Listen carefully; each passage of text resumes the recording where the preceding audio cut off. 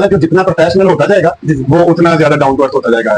अगर आपको कोई ऐसा बंदा नजर आ रहा है कि जिसमें जो बड़ा प्राउडी है, तो उसकी वजह यही है कि वो अभी तक उसने अचीव कुछ नहीं किया। मैं कहा था यार जिम ना जाओ, ऐसे ना हो जाओ, आपका कद छोटा रह जाएगा, या कुछ बैकवर्ड थिंकिंग वाली जो बातें थी, क्या वो आपको भी लोगों ने की थी? हाँ, हमारे यहाँ सोसाइटी ऐसे ही सोचती है। अब वो सोसाइटी में फिर हमारी फैमिली भी आती है, तो वो ऐसे सोचती है कि भाई जिम नहीं जाना चाहिए।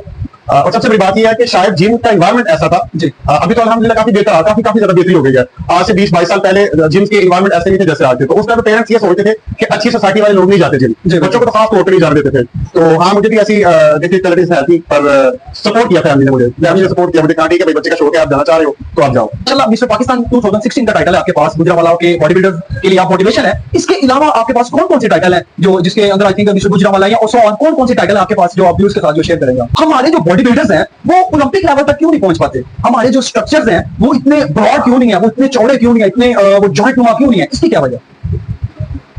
इसकी वजह बड़ी कॉमन है, फाइनेंशियल इशू है। हर जगह पे फाइनेंशियल इशू है। और दूसरा ये कि मैंने जो प्रोफेशनल बॉडी बिल्डिंग है वो मेरा 2010 से शुरू की थी। 2010 में मिस्टर गुजरावाला का टाइटल है।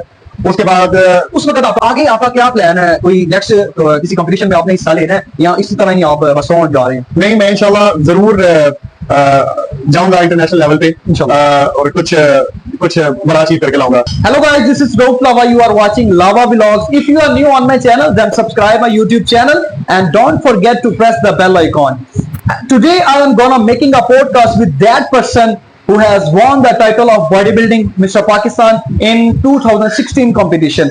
आज का वीडियो, आज का पॉडकास्ट उन लोगों के लिए बहुत ही अहम साबित होगा जो अपनी जिंदगी से बहुत ज्यादा प्यार करते हैं, जो अपनी जिंदगी को बहुत ही ज्यादा एक अच्छे तरीके से गुजारना चाहते हैं। क्योंकि आज के पॉडकास्ट में हमारे जो मेहमान है वो इस चीज की जीती जागती मिसाल है। जी अस्सलाम वालेकुम काश भाई। वालेकुम अस्सलाम। काश भाई क्या हाल चाल है? अल्हम्दुलिल्लाह। अच्छा काश भाई, वैसे तो मैंने बॉडी बिल्डर्स देखे हैं, बहुत ज्यादा रूड होते हैं, अग्रेसिव होते हैं। वैसे मैं भी एक बॉडी बिल्डर हूँ, तो इसकी क्या वजह है? जब भी आपको सोशल मीडिया के ऊपर देखता हूँ या किसी जगह पे आपका किसी जिम में जिक्र होता है तो एक हंसता मुस्कुराता हुआ चेहरा सामने आता है, इसकी क्या वजह है? इसकी वजह मेरा ख्याल है जो जितना प्रोफेशनल होता जाएगा वो उतना ज्यादा डाउन टू अर्थ होता जाएगा। अगर आपको कोई ऐसा बंदा नजर आ रहा है कि जिसमें जो बड़ा प्राउडी है, तो उसकी वजह यही है कि वो अभी तक उसने अचीव ही कुछ नहीं किया। तो अगर आपकी अचीवमेंट्स हैं तो अचीव करते करते आपका जो स्ट्रगल होता है वो स्ट्रगल में आपकी चीज पैदा हो जाती है आप में। यानी आप कहने का मकसद ये कि जो आपकी स्ट्रगल है वो आपके प्राउड को कम करती जाती है, वो आपकी ईगो और आपका वो जो एग्रेसिव है वो कम होता रहता है। वो इस वजह से, क्योंकि भाई ठीक है, इसमें कोई शक नहीं है, एग्रेसिव होते हैं बॉडी बिल्डर, लेकिन वो उनको पता ये चल जाता है कि हमने अपने इस मूड को कहाँ पे यूज करना। हाँ, मैं एग्रेसिव होता हूँ पर मैं एक्सरसाइज में होता हूँ, बस उसके अलावा नहीं है।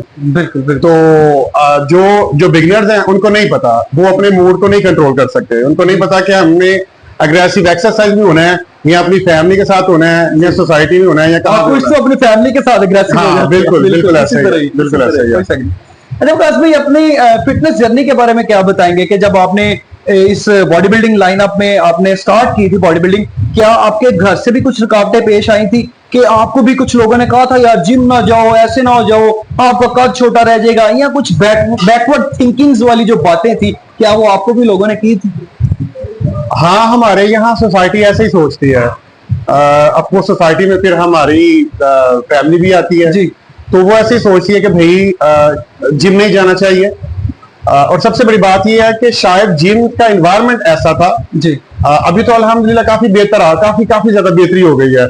आज से 20-22 साल पहले जिम्स के एनवायरनमेंट ऐसे नहीं थे जैसे आज थे। तो उस टाइम पे पेरेंट्स ये सोचते थे कि अच्छी सोसाइटी वाले लोग नहीं जाते जिम, बच्चों को तो खास तौर पे नहीं जाने देते थे।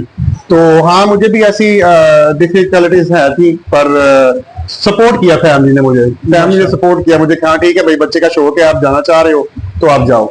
यानी कि आपकी फैमिली ने आपको सपोर्ट किया, लेकिन दूसरे लोगों की बातों को आपने उनके ऊपर, यानी कि वो कुछ कहते हैं ना कि आपने कान पे धरी नहीं बातें, आपने अपने वर्कआउट किया, आपने फोकस किया अपने कैरियर को। हाँ बिल्कुल ऐसा ही है। हम बातें लोग करते हैं, लेकिन ऑफकोर्स ये है कि भाई आप आपकी डेडिकेशन कितनी है, तो फिर मैटर नहीं करता, आप बातें इधर से सुन के उधर से निकालते रहते हैं। भाई माशाल्लाह मिस्टर पाकिस्तान 2016 का टाइटल है आपके पास, गुजरांवाला के बॉडी बिल्डर्स के लिए आप मोटिवेशन है। इसके अलावा आपके पास कौन कौन से टाइटल हैं जो जिसके अंदर आई थिंक मिस्टर गुजरांवाला या सो ऑन, कौन कौन से टाइटल हैं आपके पास जो आप व्यूअर्स के साथ जो शेयर करेंगे आप? मैंने जो प्रोफेशनल बॉडी बिल्डिंग है वो मेरा ख्याल 2010 से शुरू की थी। हाँ, तो 2010 में मिस्टर गुजरांवाला का टाइटल है। उसके बाद उस वक्त आपका वेट कितना था 2010 में? मेरा ख्याल है 70 के अराउंड होगा, 70 के अराउंड होगा, 65-70 के अराउंड होगा। ठीक। तो उसके बाद कंटिन्यूसली जब आपने पहली दफा compete किया था तब भी विन कर गए या कुछ? हाँ, ये फर्स्ट टाइम ही था। फर्स्ट टाइम में मैंने मिस्टर गुजरांवाला कंप्लीट किया था, तो अल्लाह का शुक्र है कि फर्स्ट टाइम में मुझे टाइटल मिला था माशाल्लाह। और उसके बाद ये है 2011, 12, 13 कंटिन्यूसली मैं compete करता रहा, लेकिन इंटरनेशनल प्लेटफॉर्म पे दुबई में मैं compete किए काफी सारे कंपटीशन, और अल्लाह का शुक्र है तकरीबन मोस्टली कंपटीशन में सेकंड, थर्ड, फोर्थ ऐसी आती रही। लेकिन अगर हम टाइटल्स की बात करें तो मिस्टर गुजरांवाला मिस्टर पाकिस्तान 2016, और उसके बाद सेम ईयर में ही साउथ एशिया गोल्ड मेडलिस्ट था माशाल्लाह, और उसके बाद 2017 में वर्ल्ड चैंपियन सिल्वर मेडलिस्ट था माशाल्लाह। तो उसके बाद नेशनल में गोल्ड मेडलिस्ट हूँ 5 से 6 दफा तकरीबन माशाल्लाह। तो अभी भी कंटिन्यू है इंशाल्लाह, आगे देखते हैं। व्यूअर्स आप देख सकते हैं माशाल्लाह इतने टाइटल हैं कि मेरे जो होश गुम हो गए हैं कि विकास भाई के टाइटल सुन के। यार माशाल्लाह भाई के पास मैं बड़ा proud I think I am feeling very proud कि मेरे भाई के पास एक गुजरांवाला का मेरा सीनियर बॉडी बिल्डर कोच है। तो उसके बाद माशाल्लाह आज मुझे पता लगा कि इतने बड़ा टाइटल है। Allah gives him more and more. Vikas भाई एक और अहम जो है सवाल मेरे जहन में आता है जो आपसे मैंने इंशाल्लाह पूछना है, आप मुझे बेहतर इंशाल्लाह गाइड करेंगे। हमारे जो बॉडी बिल्डर्स हैं वो ओलंपिक लेवल तक क्यों नहीं पहुंच पाते? हमारे जो स्ट्रक्चर्स हैं वो इतने ब्रॉड क्यों नहीं है, वो इतने चौड़े क्यों नहीं है, इतने वो जॉइंट नुमा क्यों नहीं है? इसकी क्या प्रोफेशनलिज्म नहीं है इस फील्ड में। प्रोफेशनलिज्म आप देखें बहुत ज्यादा बॉडी बिल्डर्स हैं जो प्रोफेशनल बॉडी बिल्डिंग कर रहे हैं बड़ी रूटीन के साथ। यानी कि हुकूमत सपोर्ट नहीं कर रही? नहीं, हुकूमत की बात नहीं है। हुकूमत कभी भी हुकूमत तो ऑलरेडी आपको सपोर्ट करती है। हुकूमत ने गवर्नमेंट ने आपको जॉब दी हुई है, हर डिपार्टमेंट में जॉब है स्पोर्ट्समैन के लिए। लेकिन मेरे कहने का मतलब ये है कि प्रोफेशनलिज्म नहीं है इस फील्ड में कि लोग जाना नहीं चाहते। और आप पूछ रहे हैं कि ओलंपिया लेवल तक क्यों नहीं कोई जाता? जी बिल्कुल, क्योंकि किसी का अभी तक ऐसा कोई गोल ही नहीं है जी, कोई जाना ही नहीं चाह रहा। किसी भी पर्सन में, किसी भी प्रोफेशनल में कोई इस किस्म की डेडिकेशन नहीं है। यानी कि उनको यही होता है कि यार हमने ओलंपिक में क्या जा खेलना, हम पाकिस्तान में खेल लेते हैं या दुबई में कंपटीशन को छोटा मोटा खेल लेते हैं। वो पहले ये समझे बैठे हैं कि भाई हम जा ही नहीं सकते। यानी कि वो खेलने से पहले ही हार गए हैं। हाँ, वो खेलने से पहले ही हार गए और बड़ी इजीली जिस बात की समझ आती है कि वो ये है फाइनेंशियल इश्यूज है। बहुत ज्यादा कॉस्टली है ये गेम, और अगर आपने जितने बड़े टाइटल के लिए compete करना है तो आपका उतना ज्यादा बजट आपको चाहिए।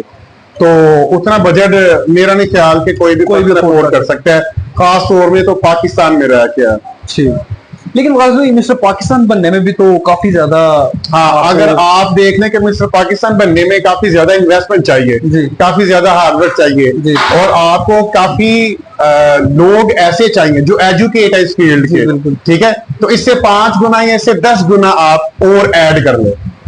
अगर हम इससे 10 गुना और ऐड करते हैं तो कोई ऐसा पर्सन नहीं है हमारे पास यहाँ पे इतना एजुकेट जो आपको वहां पे लेके जाए। सबसे पहले तो ऐसी साइंस ही नहीं है किसी के पास ना कि कोई आपको वहां तक लेके जाए। उसके बाद आपका बजट है, उसके बाद आपके पास अब इतना हार्डवर्क ही नहीं है, इतनी मेहनत ही नहीं है, आप इतने डेडिकेटेड ही नहीं हुए हैं। आप मिस्टर पाकिस्तान जाते जाते 35-40 साल के खत्म। उसके बाद बिल्कुल करियर तो बॉडी बिल्डर का जो करियर है वो 35-40 पे जाके होल्ड हो जाता है। जी बिल्कुल, आप प्रोग्रेस नहीं लेके जा सकते। प्रोग्रेस आपकी आनी है 24, 25, 26, 27, 28, 29, 30। लेकिन हमारे यहाँ मिस्टर पाकिस्तान जो बनता है वो ऑलरेडी 40+ या 40 तक पहुंच जाता है। तो वो आपकी बॉडी में वो चीज ही नहीं रहती, वो स्टेमिना ही नहीं रहता कि भैया आप मजीद इसको जोर लगा के तो ओलंपिया तक लेके जा सकते हैं। आप देख ले ओलंपिया तक जो लोग जा रहे हैं वो 40 नहीं है, बिल्कुल, या वो 40+ भी नहीं है।